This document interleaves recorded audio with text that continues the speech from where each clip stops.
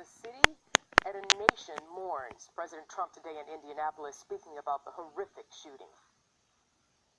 This wicked act of mass murder is pure evil, hard to believe, and frankly, something that is unimaginable.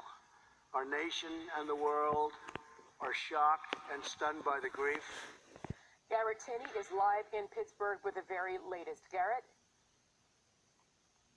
Well, Arthel, we've heard several officials now describe this scene as horrific and one of the worst they have ever seen, and we're starting to get a bit of an idea as to why that is. This past hour in a press conference with the FBI, we learned that around 9:55 this morning, Robert Bowers walked into the synagogue, and within minutes, he opened fire on all of those who were worshiping at the time.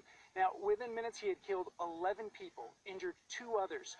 Officers arrived then, just as he was starting to leave the building. He engaged in a gunfight with them, shot 2 of those officers, and then he went back inside. SWAT officers started moving in.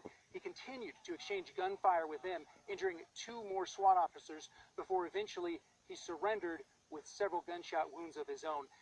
In total, police say he was inside for 20 minutes, and the fact that he was in there that long, they say it is a miracle that this wasn't worse. This is the most horrific crime scene I've seen in 22 years with the Federal Bureau of Investigation. Had it not been for the quick and heroic response, this would have been much worse. There were no children killed in this shooting, which is significant because what we had heard from local church leaders was that one of the services taking place this morning at the synagogue was for the naming of a baby.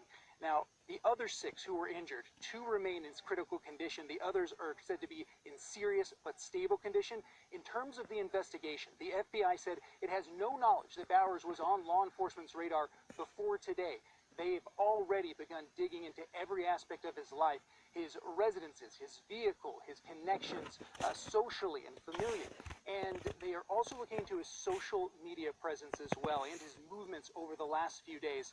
And investigators, as they continue to look into that, they say that this is being treated as a hate crime. And that is in due part to reports that as he walked into the synagogue, that he yelled, "All Jews must die." Now, that is not being confirmed. They said they are looking into those reports as this investigation continues, but that as well as into social media postings that are said to have been attributed to him are in part why they are treating this as a hate crime case at this point. The U.S. Attorney said that he expects to file criminal charges shortly, perhaps as soon as today.